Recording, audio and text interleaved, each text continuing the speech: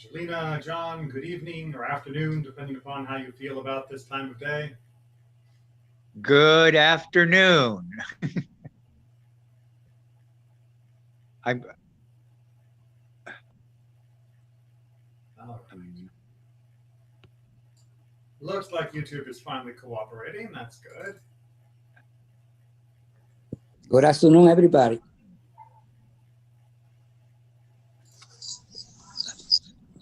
Hello. All right. I think we're good to. Technology just took a little extra time today, but not too bad. So, as you can guess by the screen, we are picking up where we left off last week with the next section on Kashrut. And this week we are going to be focusing more on the nitty gritty of the meat and milk issue. We began to talk about that a little bit last week with why it was an issue, why meat and, or rather, why chicken and meat could sometimes be confused, and why, therefore, we still treat chicken as something that we don't mix with milk. However, the specifics of not mixing meat and milk together, beef, lamb, or poultry, that's something we're going to be dwelling on today. It's also going to be our look into how to make something kosher. That is to say, how to make a pot, a pan, or a cooking item kosher. And then from there, we'll look at some of the other extra pieces of kashrut and bring it all together. So let's go back to meat and milk. As we saw last week, this comes in 3 different parts of the Torah. You shall not boil a kid in its mother's milk. Reminder, kid does not mean child. This is the old English word kid, meaning a baby goat or young goat. And as the Shulchan Aruch, the great law compendium, says, the word kid is not specific. We're not only talking about baby goats here. It is the same rule with ox and sheep and goats. There is no difference if it is the milk of the mother or of another domesticated animal. Rather, the verse refers to the common case. So this is a place where if you thought, oh, it just means don't take this particular goat and boil it in its particular mother's milk, that would be something I shouldn't do, but anything else is fine, and that's not how it works. However, you will have noticed this gets repeated 3 times, once in Deuteronomy and twice in Exodus. Despite what you may have heard, the Bible does not repeat itself unnecessarily. If you can't figure out why there's a repetition, well, that just means you haven't studied enough. But our sages have definitely tried to work through the repetitions to find out what each different element is adding to our understanding. So when it comes time for the cooking of meat and milk, we learn 3 things. The house of Rabbi Eliezer taught, you shall not boil a kid in its mother's milk 3 times. Why? Once to teach the prohibition of eating, once to teach the prohibition for deriving benefit, and once for the prohibition of cooking. Meaning, even if you are not eating it, you are not allowed to cook meat and milk. Even if you are not going to be cooking it or eating it, but you are selling it that someone else made for someone else to cook, you are also not allowed to do that. And of course, the more obvious one, you're not allowed to eat. If you are involved in food services in the modern American setting, I can tell you right now that you are probably not going to have a problem with this. For example, if you keep kosher, but you are working in a McDonald's where they are serving Big Macs, you are not violating this commandment. This commandment only applies to kosher meat and kosher milk. And since McDonald's does not serve kosher meat, we do not have to worry about that. So this is only going to be a problem if you are actually dealing with kosher meat and, of course, kosher milk. But kosher milk is much more common. Not a lot of people eat non-kosher milk in modern America. Okay, so these are our 3 prohibitions: eating and deriving benefit, and cooking. And it's that cooking one that's going to lead us into our next stage of, well, does that just mean I can't put meat and milk into the same pot at the same time? Of course, you can't do that, but there is also an issue for the pot, one after the other. Meaning, if you have if you have cooked something in the pot, and then you cook a different thing in the pot, what happens? This is important not only for the questions of meat and milk. This is also important for the questions of for Passover preparations, making our utensils ready for Passover and no longer having chametz, the leavening that is prohibited. More on that when we get to our full Passover discussion. This also has to do with if you had non-kosher food come into contact with your utensils. Maybe you used to not keep kosher, and so you have older pots and pans and knives and things, and now you need to know what to do with them. Or maybe your neighbor just happened to throw a lobster over the fence and it landed on your barbecue, and now you need to know what to do. So it turns out the Torah tells us what to do with things that we know have come into contact with something that is not kosher in one form or another. And this also applies, of course, with things that came into contact with meat or with milk, and we want to change their status from one to the other. More on that when we get further in. So in the Torah, in the book of Numbers, it says, when we are taking the spoils during a war, only the gold, the silver, the copper, the iron, the tin, and the lead, whatever is used in fire, you shall pass through fire, and then it will be clean.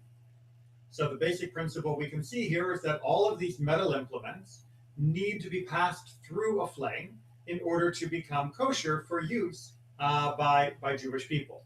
It must, however, also be cleansed with sprinkling water, and whatever is not used in fire, you shall pass through water. So this is going to, as you'll see, beginning to establish a principle that if it is used in fire, it needs to be cleaned with fire. If it is not used in fire, it's going to have a more water-based cleansing. How that works is something we're going to go into much more detail this afternoon. So you will have noticed the focus on certain metals. By the way, I do not recommend cooking with lead, not a great idea. And then things that were not metals. And that leads us to a conclusion that different materials handle the re-koshering, the making of something kosher, in different ways. Specifically, some materials are easier and some are harder to make new, to clean into a state where we can then use them. Clay pots, for example, can never be re-koshered. Can never be re-koshered. Once you have cooked something in clay, that clay is now permanently attached to that particular substance. If you cooked it with meat, it is always going to be a meat pot. If you cook it with dairy, it will always be a dairy pot. And the same goes for most of our ceramic plates. A little bit of leeway given certain types of glazing. All of this, I should point out, if you have questions or specific issues, please contact me privately, and we can talk about the details of your actual utensils or items. It's impossible to say just in general the rule for everything, but this will hopefully at least give you an idea of what types of things will be will be possible. Glass, on the other hand, is considered to be permanently impermeable. It never absorbs, and therefore it can be re-koshered simply by washing it and making sure there is no longer any of the other food attached to it. Glass is the wonderful material when it comes to keeping kosher. Metal, wood, and stone items, as well as heat-resistant plastics, and by heat-resistant I mean capable of withstanding a high heat, not just you wash it in the sink, but you could wash it in a high temperature. They can be re-koshered according to specific rules. So there is a breakdown of how different types of materials will be handled under different circumstances. So let's get into that. So there are a few basic rules that will apply for anything that is going to be made a kosher item. One, after you have finished using it, you've got to clean it. And don't just leave the bits of food stuck to it. Not a good idea. Two, after you have used it, you have to stop using it for at least 24 hours. In Jewish law, there is a principle that any possible food items that may have been left attached to the item in question for longer than a day has now become a foul item, right? The food goes bad, it spoils.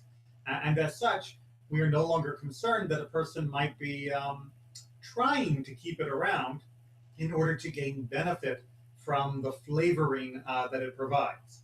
So waiting that additional 24 hours is necessary to make sure that any food particles are spoiled. And then we subject the item, the surface, the material, to the appropriate form of koshering treatment, which we will go into. And very important to know, if you are walking into a supermarket, or more likely these days buying something on Amazon, and you have your new pot, pan, or fork, if it has never been used to cook, and it has never been used with sharp food, things like onions, then it does not need to have any more preparation. It has never absorbed flavors. We no longer live in the ancient world where every utensil would have been used at some point by the creator. Nowadays, things come from the factory, having never touched hide nor hair of any particular foreign food, nor has it even really been in the possession of another consumer or person. When you are buying something from Amazon, it has never actually been used by a person. Of course, we would not buy a used pot or pan from Amazon for that reason. If you had to, well, then we would need to talk about the specifics. So there's a quick question someone asked about plastics. Can they be koshered? Plastics are a wonderful modern material that is incredibly diverse, meaning some plastics, yes, some plastics, no. The general rule of thumb, as we'll come across again, but I'll give you the preview, is if it is a plastic that you would be hesitant from putting into a high, like boiling water situation because you're not sure it would withstand it, then generally speaking, we don't kosher that. So think all of your little disposable plastic baggies, Ziploc baggies, your little Glad storage boxes that you keep in the fridge, all of those should be considered one use. Whatever went into them, that's its identity forever. But think of your more high strength, fully boiling water safe plastic utensils that are often used for stirring or even baking. Think like a silicon mat that goes into your oven at high temperature. Those can be koshered because we can reheat them to a full temperature. And that is going to be my segue to the next phrase, which is kivolo kach polto. As it absorbs, so it ejects. Taken from the Talmud, he gives the summary as follows. Rav Huna, the son of Rabbi Yehoshua, said, a wooden ladle should be purged in boiling water in a primary vessel. It holds it as it absorbs, so it ejects it. What this means is the basic idea of how to make something kosher is to look at how it was used. If it was used in boiling water, for example, this case, a stirring spoon for mixing something in a pot, then in order to make it kosher again, in order to force it to release any of the flavors that it absorbed, you have to put it back in to the same level of heat, the same type of heat, in order to make it reject, to open it up again. This is actually fairly good material science. It's not exactly 21st century chemistry or engineering, but the basic idea is that when something is hot, it opens up, it becomes more porous. And when something is cold, it closes many of those pores, or at least some part way. Also think back to pre-modern materials that were much rougher surfaced, and you'll have a better idea. If you have a cast iron pan or skillet, that's probably the best thing to imagine for what most of our pots and pans look like. Or even just a nice pitted copper pot would also give you an image of what things look like before the middle of the 20th century.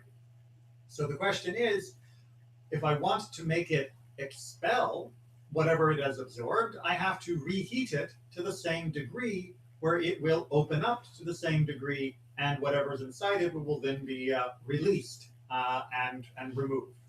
We're going to go through this in more detail. Just want to make sure we have this understanding. This little star says at the bottom, however the tool was used when cooking, however it was heated, we are going to have to put it back into a similar situation in order to make it kosher or to re-kosher it for other purposes. So let's look at some of these different ways of heating and what use cases they might be. So the first is hagalah. This is perhaps the most common and useful one, because most stovetop pots, your saucepans and other things on the top of the stove, most of your cooking and serving utensils, all of your stirring spoons and spatulas and things like that, most of your knives, your forks, your spoons, all of these things are going to be koshered using hagalah. Oh, got another person coming in. So the basic practice is you take a kosher pot, or new, that is to say, you take a pot that you know is kosher, or you take a brand new pot, and you fill it with water. Then you bring it to a roiling boil, right? Not just a few little bubbles on the bottom, but as hot and as intense a boil as you would ever expect to see in a pot under normal usage. Once it is now bubbling and boiling and going crazy in the pot, you take the item, you put it into the pot, approximately 10 seconds or so, and then you remove it. When you remove it, it is now kosher. It has now been returned to a blank, new-like state. If it had been used for meat, now it can be used for anything. If it had been used with chametz, leavening, now it can be used during Pesach. Once it has been subjected to this level of hot water, it is now open and ready to go. Please be very, very careful when doing this, as boiling water is incredibly hot, and you can easily get yourself hurt. Indeed, I have a few scars to prove it from different koshering expeditions that I have undertaken. So for all of these, be very, very careful. But this one in particular, sometimes people are a bit unaware of just how much damage hot water can do. So there's a question about dishwasher. We'll come back to that in a little bit, because that's a more complicated multi-piece item. So let me just hold off on the dishwasher for just a sec. However, if you mean using a dishwasher to make something else kosher, then no, that doesn't work, because the water has to be heated directly. That's what we meant in the previous comment about primary vessel. And the dishwasher normally is not heating within the chamber itself. It's drawing the hot water from somewhere else and then spraying it in. So you cannot use a dishwasher to make something kosher. But koshering the dishwasher itself, that is its own question. And that's actually one that's probably best to be discussed offline, because different dishwashers are built differently. And so each of them will have slight differences of how they need to be handled. So you have your boiling pot, you put things in, you pull them out very carefully, use tongs. I often will tie strings around things in order to lift them and lower them, and the different things can be done in sections. So for example, if you have a large pot, but the thing you are trying to put into it, I often have trouble with my colander when it comes time for Passover. When I try to put it in, it won't go all the way in, but I can do one half, pull it out, turn it over, and do the other half. That's fine. As long as you can get the water everywhere, then it is considered to be a good rekoshering. And that everywhere is very important. Objects that have parts that cannot be reached, that cannot be gotten into to clean, often they cannot be koshered. They are going to have to be simply kept as they are. If they're meat, they'll stay meat. If they're dairy, they'll stay dairy. And if they have been contaminated for some reason, the lobster over the neighbor's fence, you may have to eventually just get rid of it. If there are deep cracks that you cannot get down into, if there are crevices and other holes within it that you cannot reach, if there is a crimped metal edge that is mostly beyond your ability to get into, then oftentimes these things will simply be beyond repair. All right.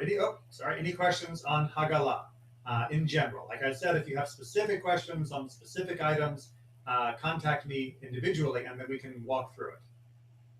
And I do make house calls, I should point out, and I have helped many people to make their kitchen kosher, or to answer questions about specific items. Okay.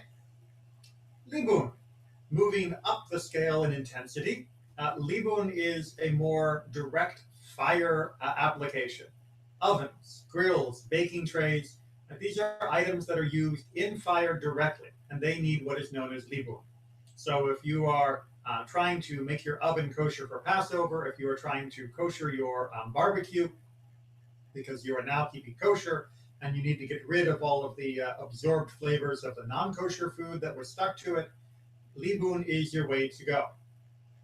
There are a couple ways to go about it, depending upon the item. It can be done with a blowtorch that makes the metal hot enough to glow. This is the way you're going to handle things like a barbecue or grill. So, except for grills, roasting, and spits and the like, libun kal is also okay. Right? Libun kal is a weaker form of libun, and this is used for things that are not sitting in the fire on average.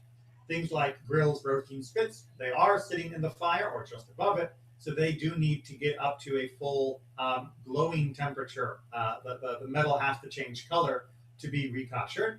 But other things, like a baking tray for your for cookies or such, those can be instead heated up to a very high degree in the oven itself.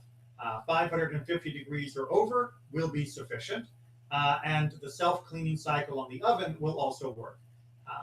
Very important warning, the self-cleaning cycle on the oven will work for cleaning the oven.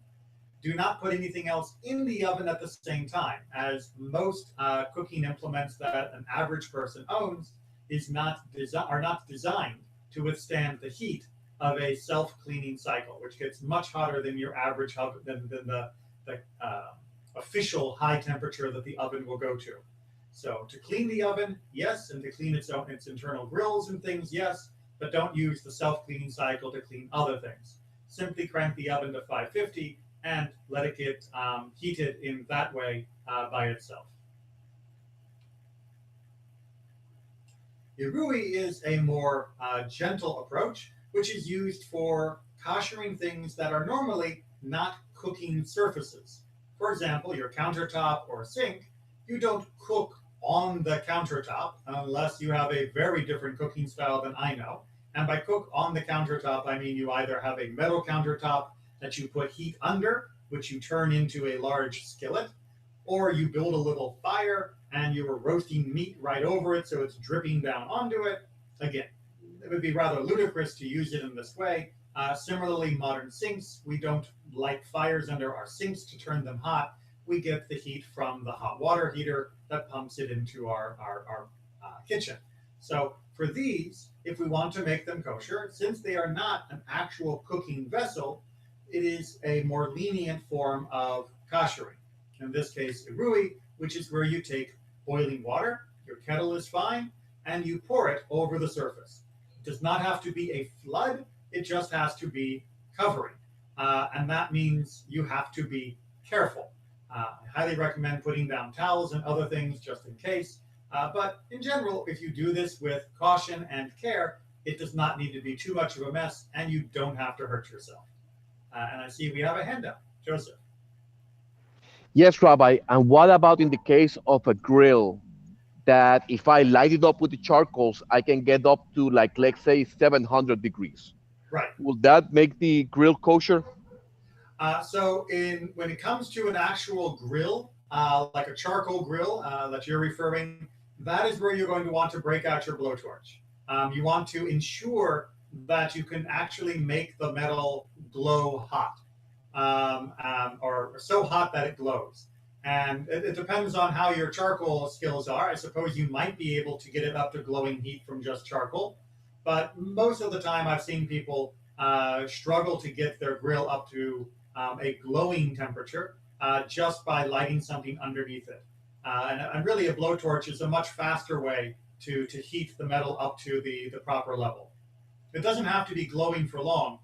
So once you're just moving along it, it can basically scour it with that heat and you'll be good. Good.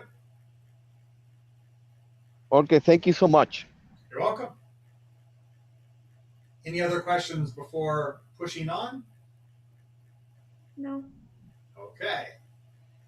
So let's get back to our meat and milk world, because for most of us, koshering is not something that we're going to have to do on a regular basis. If you have something from your previous non-kosher life and you want to bring it over, and it can be brought over, we will kosher it once. Again, I'm happy to help you understand how to do that in more detail with your specific items. But once you have your kitchen set up, you're not going to be doing this very much. Even before Pesach, in my house, we kosher a handful of things, but we keep a separate pot and pan and things that we use for Passover in the garage during the year, and we only bring it out for this time, so we don't have to mess around with rekoshering everything all the time. A few things like the oven and a few pots and pans we do, but by and large, it's not a huge ordeal. The place where it might become an issue, where it could happen, is if there is an accidental mixture between meat and milk. But even there, the need to rekosher, to go through the process of making something back into that blank slate of kosher again, is only necessary in certain circumstances. So this is a summary here on the page. Stop flipping. On the page, this is taken from Rambam, from his section of the Mishnah Torah on forbidden foods, very appropriate. And as you'll see from the text, it only is needed to rekosher in some very special circumstances. So let's go through and see the general outline, and then we'll talk in more detail. It is only when the meat and milk become mixed together through cooking that they become forbidden. That is to say, when a hot object fell into a hot object, or when a cold object fell into a hot object. You'll notice in both these cases, there is one actively cooking object, and then something else is being added to it. That is when the prohibition is a problem. It is when you have the heat being applied to the mixture. If, however, what is hot fell into the other when it is cold, remove the surface of the meat, which touched the milk. The remainder may be eaten. So, for example, imagine you had your piece of meat and you dropped it into a bowl of milk. Don't ask me why it was there, but you just did. When you pull it out, what you have to do is scrape off the outer layer of the meat. That is where the hot became mixed with the milk that touched it, and the rest of the meat would be fine. If you wonder why you wouldn't just throw it away altogether, please try to remember that for most of our history, meat was a very, very precious thing and not something to simply be thrown away. You couldn't just run down to the supermarket and get more. Whatever piece of meat you are eating may be vital to your nutrition for that day or that week. So the rabbis wanted to make sure that in applying the rules of the Torah, we were not only strict in making sure we were following the rules that would make us not violate them, but also we had to be strict in our compassion so that we were not forcing people to throw out food that the Torah didn't say we had to throw out. So the view was always to try and find the best way to fulfill the rule without creating an unnecessary burden to the rest of the population. Continuing, if cold fell into cold piece of meat falls onto a cold piece of cheese or into a cold bowl of milk, one must wash the piece of meat thoroughly, and it may be eaten. Cold and cold, there was no heat to create the transfer between the two substances. Therefore, simply remove them, wash the meat off, and everything goes back to being perfectly fine. For this reason, it is permitted for meat and milk to be carried together in a single wrap. Think like, in your backpack. If they do not touch each other. If they touch each other, again, you're going to have to take it out and wash it and clean it. If they do touch, wash the meat and wash the cheese, as I just pointed out. Does that make sense? Yes.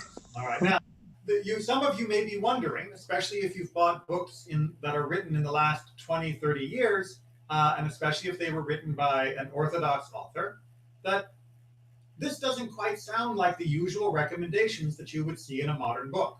In the modern world, people have become very spoiled by the cheapness of plates and of pots and of food. And so many authors have taken a much stricter, more throwing away response to many of these situations. In my opinion, that is simply not correct. Not only do we have an authority such as Rambam, as well as Shulchan Aruch 500 years after him, that say that it's clear from the Talmud that the Torah is not asking us to do that. There is a mitzvah that we are not allowed to waste, what is known as bal tashchit, and that includes wasting food. So if you deliberately waste food, rather than following the proper rules of when we do and don't clean things, then you are violating another mitzvah. You are not just being woohoo, extra strict, you are being unnecessarily strict and in fact are coming to transgress. So what's more important is to find and understand the real rules for each case rather than simply throwing things away unnecessarily, because you are not doing yourself any favor and you are not defending the Torah in any great shape, because you are still violating a different mitzvah by being wasteful. So let's talk about some examples of things that might happen in your life. So accidental uses or splashes, yeah, these can happen. It doesn't matter how careful you are, it doesn't matter how much you know your kitchen, it just can happen. And most of them are not going to be the end of the world and are not going to require you to get rid of things. Most. So for example, meat stew stirred with dairy spoon that hasn't been used in the last 24 hours. So my spoon, I used it the day before yesterday, and I accidentally pick it up and I use it to stir my meat, right, in the stew. I suddenly realized, wait, this spoon is dairy. The stew is okay to eat, right? Take the spoon out, you can still serve that meat stew, you're just fine with it. The spoon does need to be rekoshered because the spoon had nothing to add into the stew because it was more than a day from its last use. But the stew would have been absorbed into the spoon, which was inside that hot liquid. So the spoon needs to be rekoshered to return it to a blank slate, and then you can use it with dairy again. Hope that makes sense. Meat stew stirred with a dairy spoon that was used recently. So I had this same spoon and I used it an hour ago when I was preparing some other dish, and it was a cheese dish, and now I've used it. Even though it looks clean, I'm now using it for my meat stew. If the surface of the spoon, the part that was dipped in, is less than 1/60th of the total amount that is being cooked, the stew is okay, you can still eat it. The spoon still needs to be rekoshered. Now, if the spoon is larger and the stew is smaller than that 1/60th, a fairly big spoon and a fairly small pot, for example, then the stew is going to have to be thrown away because the stew would have warmed the spoon would have released its recent milk particles, those milk particles would have been more than 1/60th of the total mixture, therefore the total mixture was now a prohibited mixture of meat and milk. That needs to be thrown out, you can't eat it, and the pots both have to be rekoshered. Now, if the pot was a clay pot, well, you may remember clay pots cannot be rekoshered. This would be a case where your clay pot would have to be thrown away and you'd have to get a new one. Now, most people don't use that clay pots that often. I think the only clay pot that we use with anything like regularity is a fondue pot, but even that we haven't used in quite a few years. So in the modern world, most of us aren't cooking with clay, but that is a place where you could run into a problem. Questions or comments on these mix-ups? Rabbi, I have a question. Yes. What about we have utensils for dairy products and we have a utensil for meat. My question is, where does fish falls into those two categories? Fish is neutral.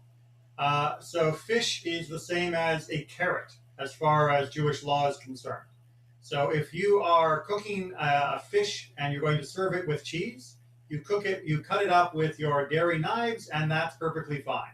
If you are cooking fish and you are planning to serve it with meat, explain a little bit more about a possible issue on that, then you would use your meat knives. What I mean by the side issue is that there are some people that believe that eating meat and fish together is unhealthy. It is not a law of Kashrut, but it is a custom in some Jewish communities. It is not a custom that I follow, nor is it a custom that needs to be followed. If you happen to come from a family that doesn't eat meat and fish together, by all means, continue your family's tradition. If you are new to Judaism, do not worry about that. Meat and fish can go together just fine. It is perfectly safe.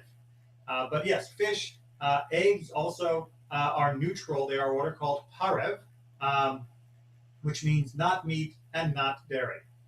So it's like fruit, vegetables, fish, eggs, those are all things that you do not need to worry about what you're serving it with. Good? Okay. Now, there is an additional layer regarding meat and milk, and that involves the timing of eating. I'm going to go through this piece by piece, but introduction first. The issue is we are not allowed to eat meat and milk together. Well, what happens if I ate one of them and then I take a bite of the other one? Even though they weren't mixed in the same meal, they are now being mixed in my mouth. Is that a problem? And the short answer is probably, but details. Rav Chisda said, one who eats meat isn't allowed to eat cheese. One who eats cheese is allowed to eat meat. What does that mean? Well, basically this is practical dentistry. When you eat cheese, the cheese tends to simply move through your mouth, be dissolved, and go down to your stomach. Meat, on the other hand, has a very nasty tendency, especially the tougher meat that most of our ancestors would have been eating most of the time, to get stuck in your teeth, to get lodged either in the tooth itself. Again, they didn't have great dentistry, or between the teeth, or down in the gums, or other things. So if you eat meat, there is a very real concern that even though you've swallowed, there is still meat lurking in your mouth. So once you've eaten meat, there is going to need to be a delay before you eat cheese. Cheese, on the other hand, tends to disappear from the mouth very, very quickly, and so there isn't an issue. But more detail is necessary. Rav Aha bar Yosef said to Rav Chisda, the meat, this is between the teeth. What do we make of it, right? We reference the verse, the meat was still between their teeth, from the book of Numbers, chapter 11, talking about the quail that people were gorging themselves on during the time in the wilderness. Mar Ukva says, in comparison to my father, regarding this matter, I am vinegar the son of wine. My dad was great, I'm not so good. My father, when he ate meat, would not eat cheese until the same time the next day. But I, even if I won't eat it at this meal, I'll eat it at the next meal. So what he is saying here is that his father would wait 24 hours after eating meat before eating cheese because he wanted to be especially careful. Nobody does that. Instead, we follow his son's rule, which is you wait till the next meal. But what is the definition of next meal and how long does that mean? That there is a great deal of variety and discussion in different communities. So we're going to look at Shulchan Aruch from the Middle Ages to get a quick summary before we get into more modern details. There are those who say that he doesn't have to wait 6 hours, but rather immediately. If he finishes the meal and says the concluding blessing, it is permissible after wiping and rinsing his mouth. So there are some people you can learn from this that will wait 6 hours, which would have been sort of the average delay between one meal and the next. Remember, they usually ate only 2 meals on an average day. We are very lucky, and hopefully you are grateful for that. But if technically you finish the meal, and by finish we mean saying Birkat HaMazon, the blessing after the meal, so that you have officially ended it, then if your mouth has been wiped and rinsed, technically you could go ahead and eat the dairy. However, the common custom in our countries is to wait after eating meat 1 hour and to eat cheese afterwards. But, of course, you have to say the concluding blessing after the meat, because then it's like a new meal.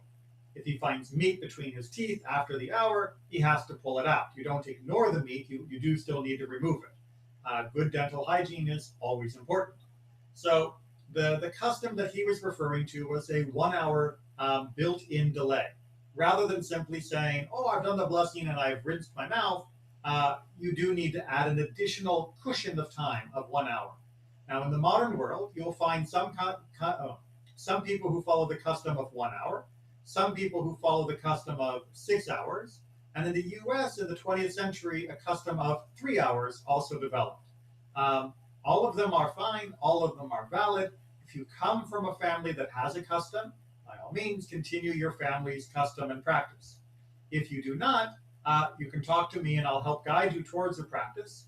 If you feel comfortable adopting the practice of 1 hour, that is perfectly fine. I would recommend that at least as a minimum, rather than the brush your teeth and rinse version, which, although technically correct, is not a custom that is practiced by any communities that I am aware of. As we just continue from the Talmud on this topic, at the next meal I'll eat, not just at the meal that is customary, one in the morning, one in the evening, rather, even immediately if you clear the table and make the concluding blessing, it is permissible since the rabbis didn't differentiate. So again, technically yes, but in common practice, no. The Hag in the 9th century writes that one who eats meat can eat dairy immediately afterwards as long as there is wiping and washing of the hands to make sure there's nothing being transmitted, because they would often eat with their fingers, knives and forks being a relatively more modern convenience that most people couldn't afford. Again, this is to show that it is technically possible to do it quickly, but most people will wait at least an hour, 3 hours, or 6 hours. Questions on this point?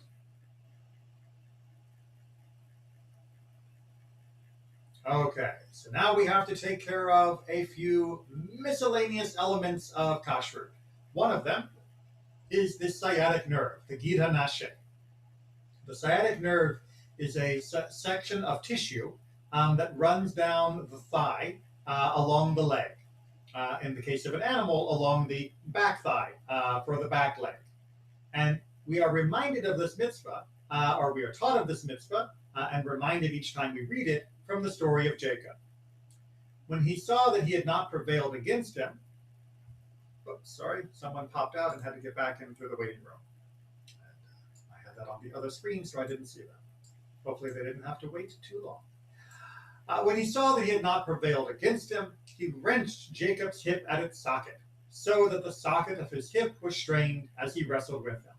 That is why the children of Israel to this day do not eat the thigh muscle that is on the socket of the hip, since Jacob's hip socket was wrenched at the thigh muscle. So that section of the animal, of the back half, the back leg, hip side, is not eaten to this day because of this section. Let me just give you a quick, just a second, visual reference. So this back half here is where the sciatic nerve and sciatic tissue is found. We're going to come back to this picture in just a second, but first we have to talk about something else. And that is about the additional fats that we are not allowed to eat. It's not every fat. You are still allowed to eat fat on meat. Don't worry about cutting all of it off unless that is important for your own health and nutrition. But there are certain fats we cannot eat. Taken from the book of Leviticus, chapter 7, speak to the Israelite people thus, you shall eat no fat of ox or sheep or goat. Now, the term that's used here for fat is a specific fat within the belly of the animal. Fat from animals that died or were torn by beasts may be put to any use, but you must not eat it. If anyone eats the fat of animals from which offerings by fire may be made to the Lord, the person who eats it shall be cut off from his kin. So this is particular bundle, it's not the right word for fat, particular collections of fatty tissue that are along the belly of these animals that were used to be put on the fire for the altar. As anybody who's ever barbecued knows, fat on the barbecue will make a lot of smoke, and that was part of the sacrificial ceremony. Because it was dedicated for the altar, we were not allowed to eat it. Again, the term that's used for fat here is not the generic word for fat, it is the particular word for fat. It's almost like you could call it the belly fat, if you will. You need to be a trained shochet, a trained slaughterer and butcher, to know exactly which fats these are. So this is not something you need to worry about once the meat has been slaughtered and prepared and packaged and brought to your supermarket. Once it's there, the fat has already been removed. You don't have to worry about this at home. But it is important to know that it is part of kashrut. So what this means is that the front half of the animal is very easy to make kosher. The animal is slaughtered correctly, the blood is drained, and you are ready to go. The back half, on the other hand, requires more precision, more precise cutting, more precise removal of the sciatic tissue and the other fat issues that would be accumulated more to the rear of the animal. What that means is you will rarely find kosher meat from the back half of the animal in the modern world. If you go back in time, you will find that some communities that lived usually among the Muslim world would use the whole animal and would remove the pieces that were difficult from the back and from the belly in order to keep the whole animal. The Jewish communities that lived in the Christian world, on the other hand, found that they could sell the back half to their neighbors and keep the front half for themselves. And that was just so much easier than going through all of the trouble of removing the sciatic nerve and removing the other fat parts from the rear of the animal. It just was an economic convenience if you were a butcher. As such, you are going to find that you're not going to see sirloin steaks very often for sale as a kosher market. Is it possible? Yes. Are you likely to find a butcher who will prepare that for you from a kosher cow? No. Maybe in some of the very large Jewish community cities, maybe in parts of Israel you can do that. But as an average pre-made meat off the shelf from a regular butcher in the modern American Jewish kosher world, the back half of the animal is just not worth the trouble. In the modern kosher world, the slaughterhouses for the kosher animals are literally next door to the slaughterhouses for the non-kosher, and the back half of the cow is just shared next door and sold over to them for their use. So it's very, very hard to find those cuts of meat in the kosher markets in the modern American world. Questions or comments on these other pieces?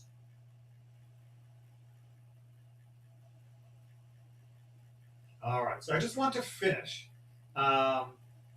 with a little bit more of what this can all mean. This is a very technical time and a very technical set of materials, but that doesn't mean that there isn't depth and meaning behind all of this, in addition to the meaning that we talked about last week. So from Sefer HaChinuch, a great collection of teachings in the Middle Ages that goes through mitzvah by mitzvah, talks about the Gid HaNashya, the sciatic nerve, in the following symbolic terms.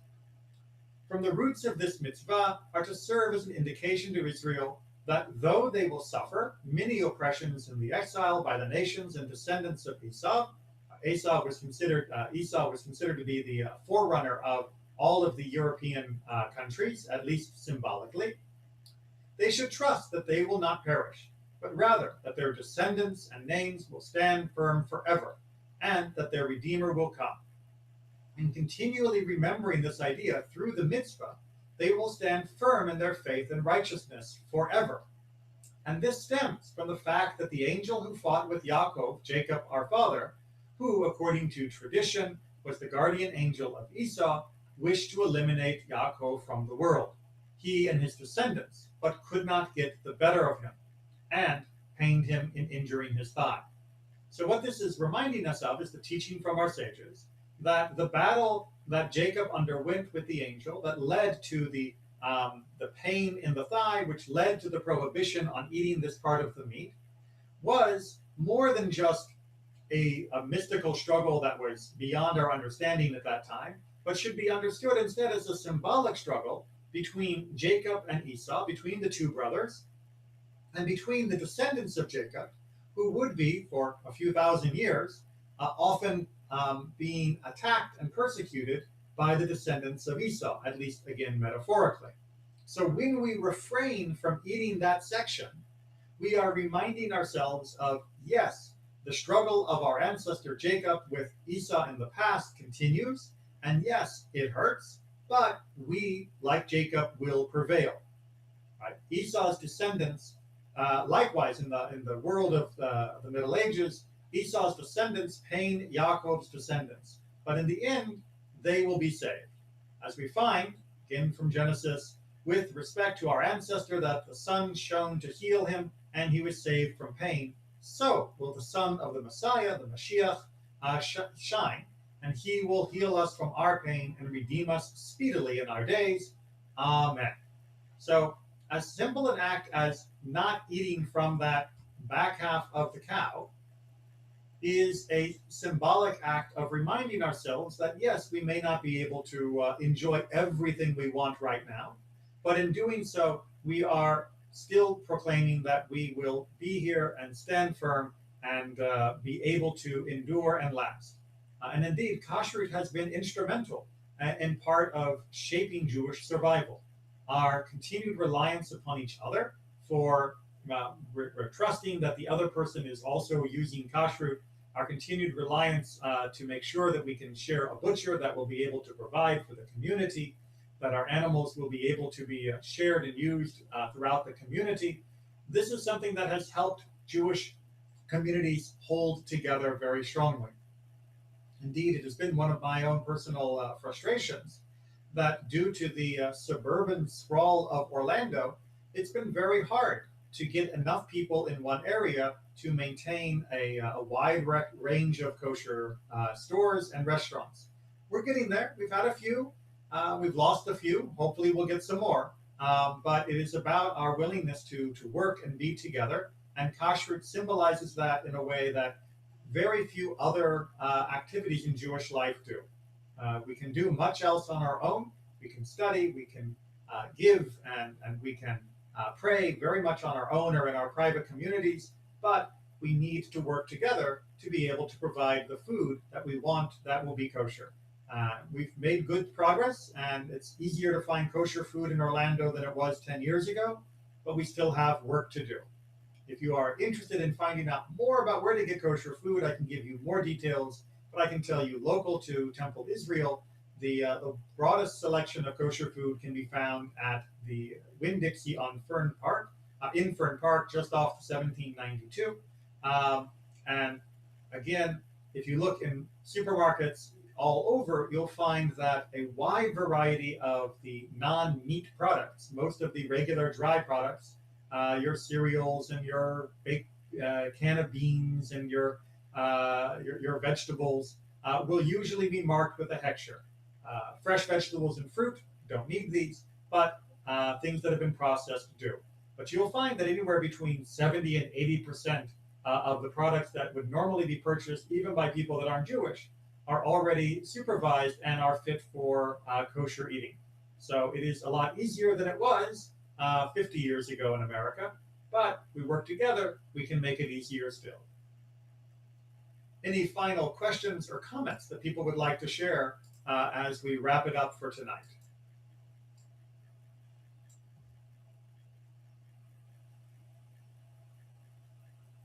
All right then. Thank you all again for coming together and sharing this time to study and learn. Kashrut, even more than some of the other topics, can be confusing and very, very individual. So please do not hesitate to be in touch if you have questions or need more specific guidance. Take care, everyone, and be well.